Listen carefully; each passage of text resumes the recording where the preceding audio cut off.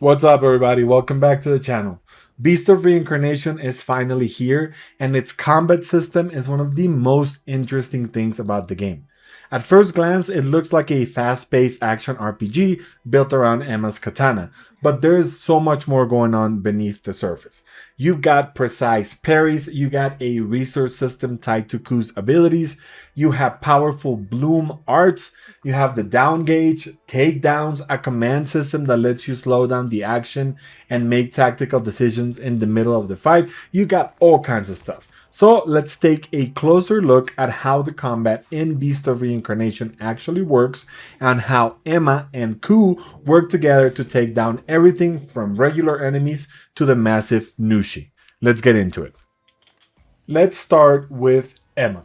She's the character you control directly, and her primary weapon is the katana. The basic combat is entirely real time. You're moving around the battlefield, attacking enemies, positioning yourself, reacting to incoming attacks, and looking for opportunities to strike. And while the combat can look very fast and aggressive, the game isn't designed around simply mashing the attack button. A huge part of the system is learning how enemies behave. You need to watch their animations, recognize their attack, and most importantly, learn when to defend. Because one of the most important mechanics in Beast of Reincarnation is the parry. Timing it correctly allows Emma to defend against incoming attacks. But here's the important part. Parrying isn't just about staying alive. It also feeds directly into the rest of your combat system. Successful parries help generate the resources that you can use for Koo's abilities. So every time you successfully read an enemy attack and parry it, you're doing more than avoiding damage. You are also building toward your next tactical move. This means that the game actively rewards you for learning enemy patterns. The better you understand your opponents, the more effectively you can control the fight. And that brings us to Koo. Koo isn't just an AI companion who attacks enemies automatically. He is a fundamental part of the combat system. While Emma handles the direct real-time fighting, Koo provides a completely different layer of gameplay. You can access Koo's abilities through a command menu during combat, and when you open that menu, the action slows down. This is one of the most distinctive features of the combat system. You're still in the middle of a battle, but you're given a brief moment to think. Imagine you're surrounded by enemies. One opponent is attacking you from the front, another is preparing a powerful attack.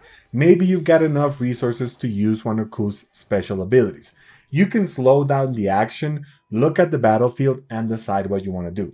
This creates a really interesting rhythm because the combat is fast but then suddenly becomes tactical and then immediately returns to real-time action. So it's a combination of two very different styles of gameplay.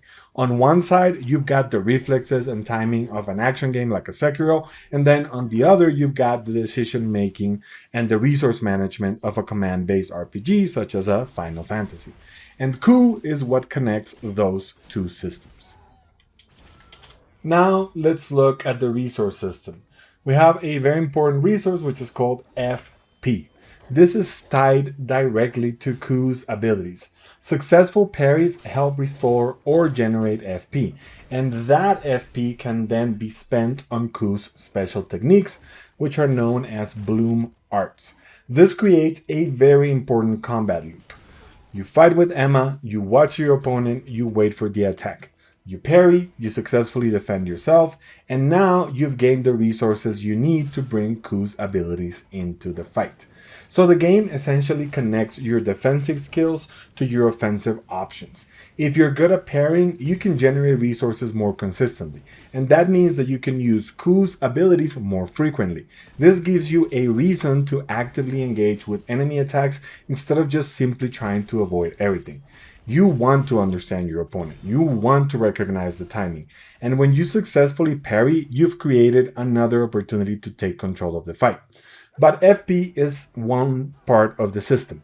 So the next question is, what do you actually do with it? And that's where Bloom Arts come in.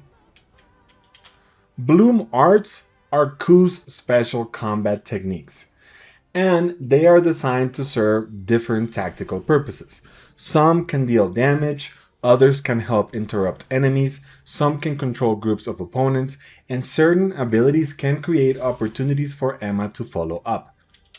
For example, there is an attack called Higanbana Roots, which basically they can help pin enemies in place. So you can just use this bloom art and a bunch of multiple enemies will be just stuck in place.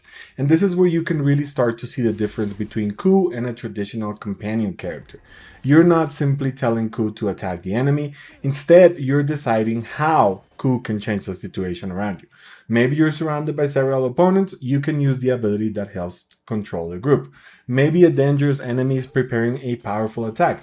You might use Koo to interrupt it.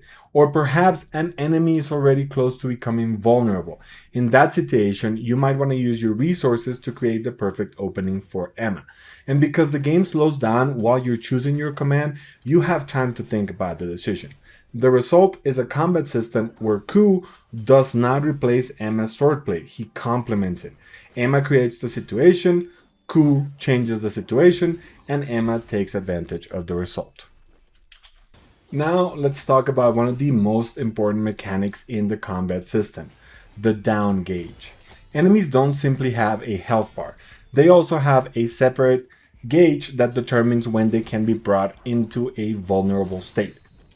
This changes your objective during combat because you aren't always trying to deal maximum damage as quickly as possible. Instead, you are also trying to create an opening. You might parry an enemy's attacks, you might use Koo's bloom arts, you might exploit a weakness, you might combine Emma and Koo's abilities. And as you continue pressuring the enemy, you're working toward that vulnerable state. Once you have successfully created the opening, that's when you can perform a powerful takedown. And this is where the combat becomes much more strategic. Instead of thinking, how do I kill this enemy as quickly as possible, you're thinking, how do I break this enemy's rhythm? How do I create an opening? How do I get that takedown? This gives battles a clear rhythm. You defend, you attack, you build resources, you use Koo, you pressure the enemy, you create an opening, and then you capitalize on it. Of course, mastering the combat mechanics is only part of the experience because Beast of Reincarnation also gives you several ways to customize Emma and Koo. One of these systems is Spirit Stones. These provide different effects based on your actions during combat. The idea is that your equipment can complement the way that you actually play. You can also find different katanas for Emma as you explore the world, and these weapons have specialized bonuses, allowing you to adjust your combat setup. And Koo has his own equipment system through charms. So you're not just building one character, you're effectively building a combat team. Emma has her katana, Koo has his charms, spirit stones, and additional effects. And your skill progression gives you access to new abilities and techniques. The game also supports different approaches to combat, including ranged, stealthy, and aggressive playstyles. Later on, in the next couple days, I will probably be uploading some videos on some builds for different styles of gameplay. The exact depth of each of these approaches can vary, but the overall design is clear. You're given tools that allow you to shape the way that you want to approach combat. As you progress through the game, the combat system also evolves. Beast of Reincarnation features skill trees that allow Emma and Koo to develop new capabilities, and some of your progression is tied directly to the massive creatures that inhabit the world. These creatures are known as Nushi. They are enormous malefacts connected to the blighted forest that Emma and Koo explore. Defeating them isn't simply about clearing another boss encounter. Their power is connected to your progression. By defeating these powerful creatures and absorbing their power, Emma and Koo can gain new abilities. This gives the game's major battles an important role in your overall progression. You're not just fighting because the story tells you to, you're fighting to become stronger. You're gaining new tools, and those tools then change the way that you approach future encounters. So, as you progress through the game, the combat system becomes more complex. You have more abilities, more options, more ways to customize your build, and more ways to combine Emma and Koo's abilities. And this brings us to the game's biggest battles. The Nushi are enormous creatures, and these encounters provide some of the most visually impressive combat moments in the game. But what makes them particularly interesting is that the core combat mechanics still apply. You're still watching enemy attack patterns, you're still looking for opportunities to parry, you're still managing your resources, you're still deciding when to use Koo. And you're still working toward creating openings. The scale simply changes. Instead of fighting a small enemy, you are now standing in front of something enormous. And the timing becomes even more important. You need to recognize the attack. You need to wait for the right moment and parry. You gotta generate your resources and then choose your blue mark. And then look for the opportunity to strike. When the down gauge finally gives you an opening, that's when you can unleash your takedown. These encounters showcase the entire combat system at once: the action, the timing, the resource management, the tactical commands, and the coordination between Emma and Koo. For players who want different levels of challenge, the game offers three difficulty options.